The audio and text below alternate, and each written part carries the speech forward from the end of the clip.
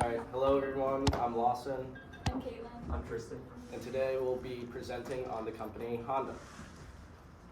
So first, I'd like to give some intro and background as to where Honda started and how they how they were brought up.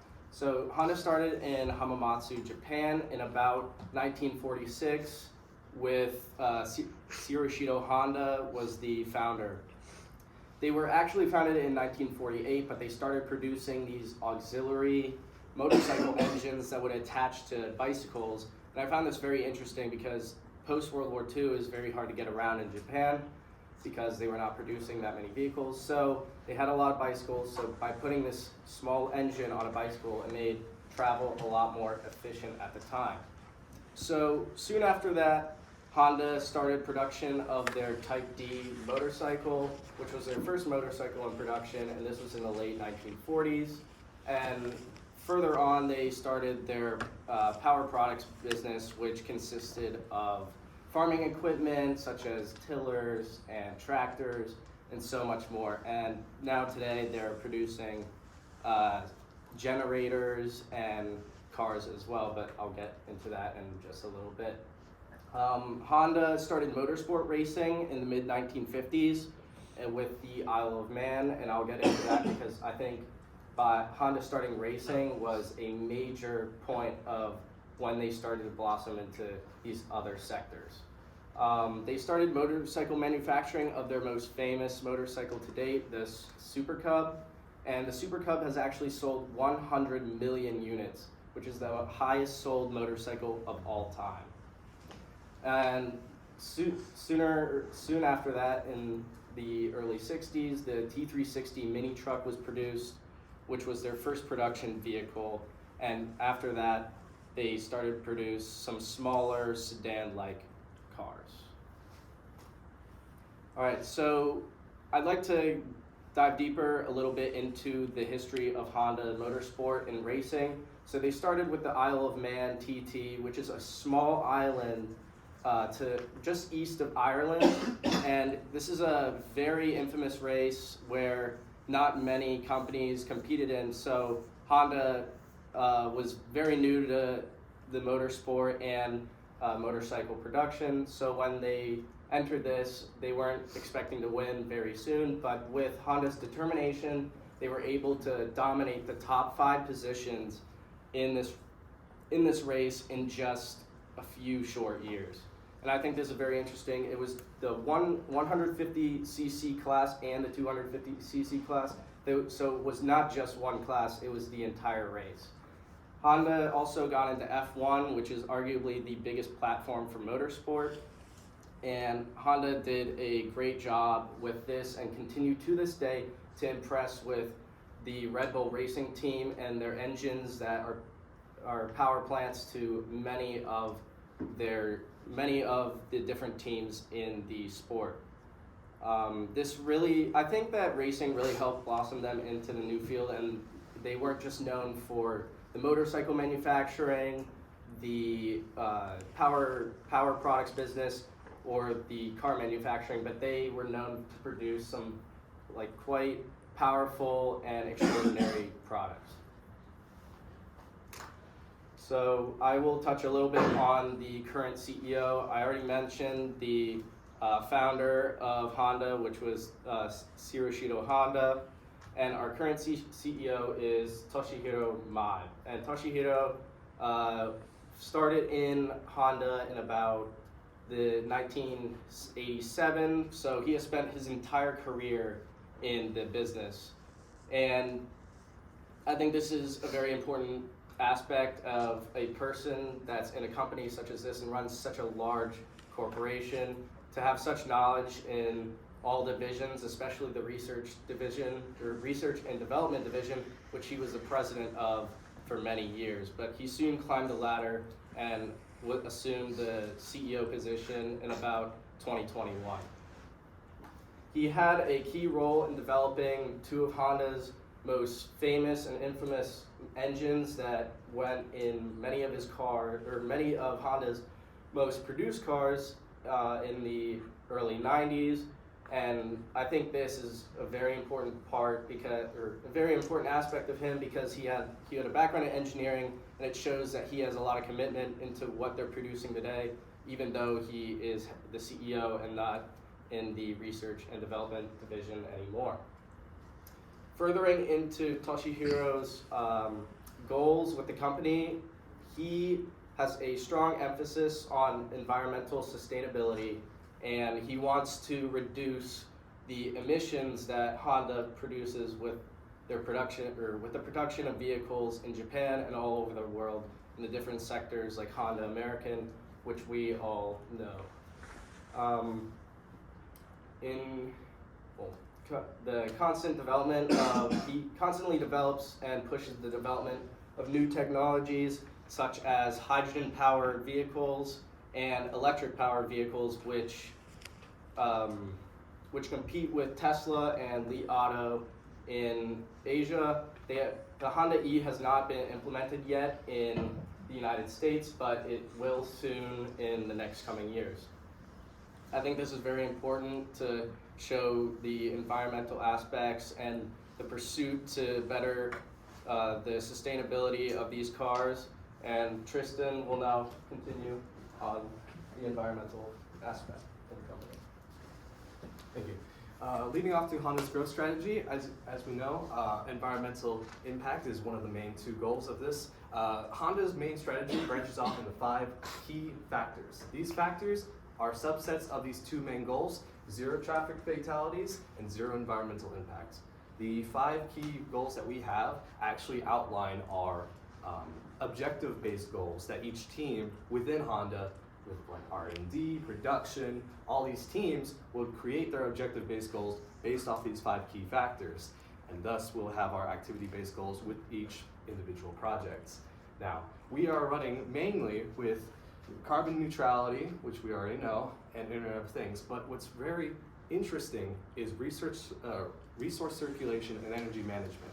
And that's key because not only are we saving energy with the environment, but we're also saving energy within the company as well. We are devoting that time that you research as an employee is valuable, and through that value, we also value our own production line.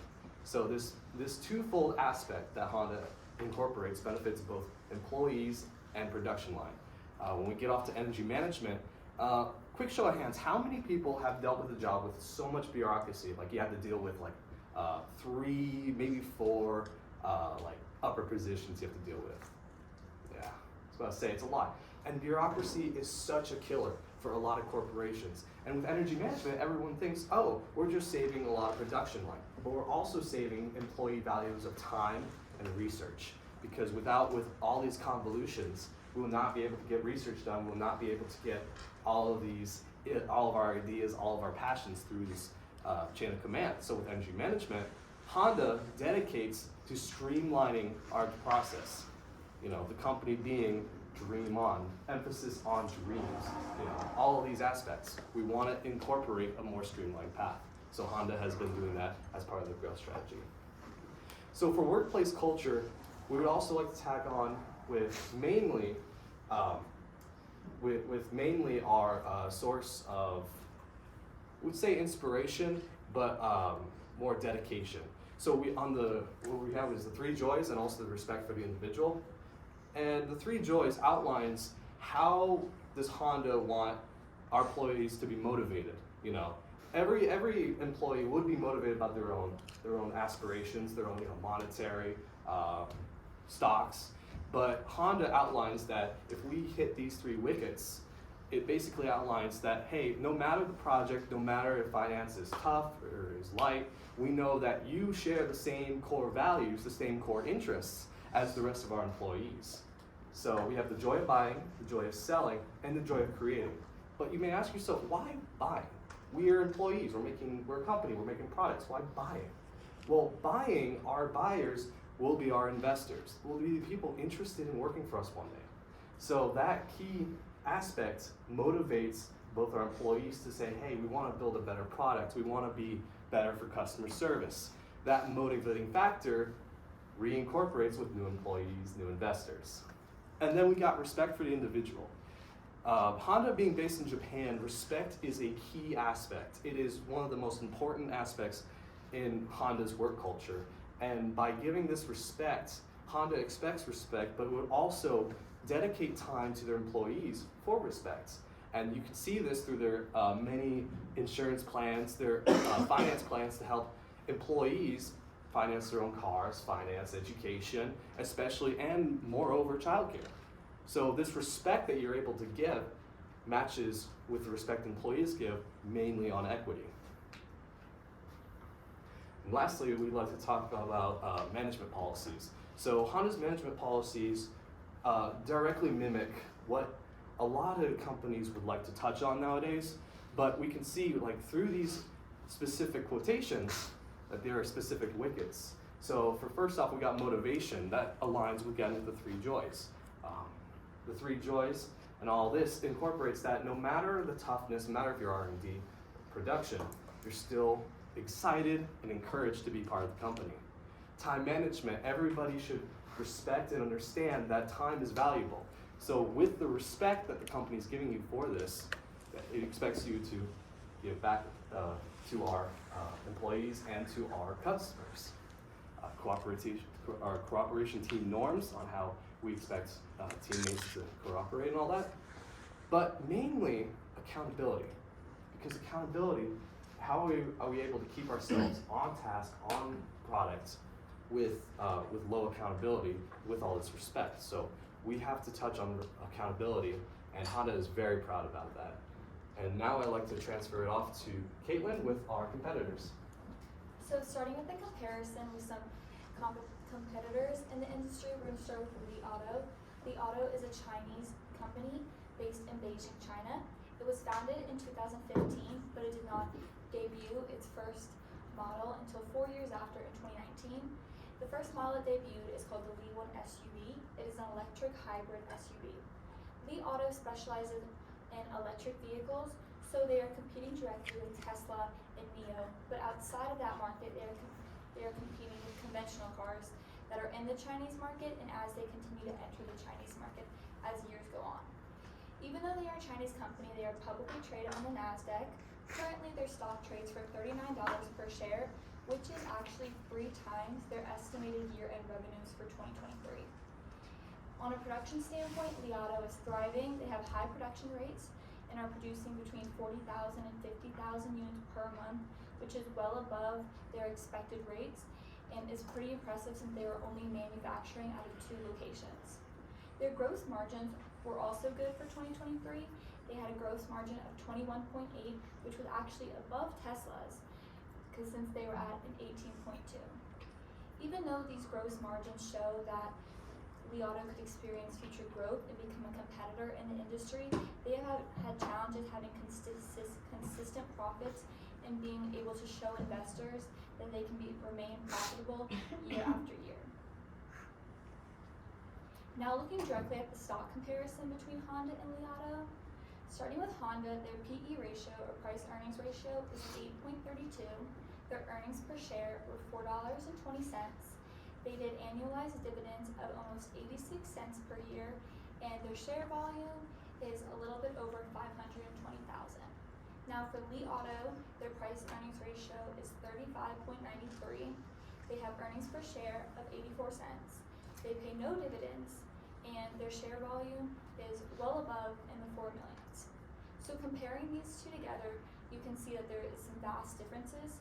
Specifically in the price earnings ratio, Li Autos are not only high in comparison to Honda, but in general in the industry. This high number shows that the price of their stock is very different from the amount of earnings each stock gets, which can show that their stock is overvalued. Their earnings per share is also well below Honda's, since Honda's is above $4 and Li Auto is not even at the $1 mark.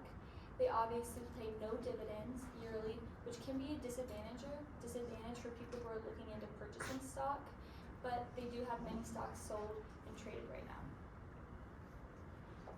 Now moving on to Tesla.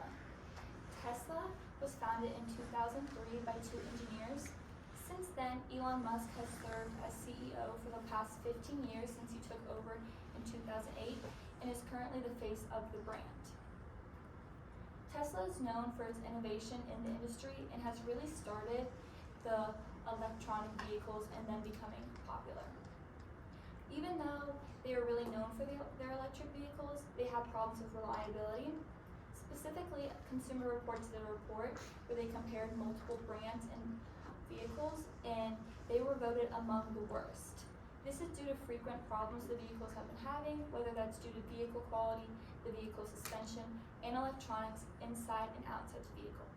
For the electronics, if you've ever been in a Tesla, a lot of their interior is screen or electronics based, so when these start having problems, it really decreases the driver experience and just the overall vehicle quality and experience of driving a Tesla. They've also had reported safety issues, specifically with Teslas catching on fire. There has been 236 cases of them igniting and 84 fatalities resulting from this.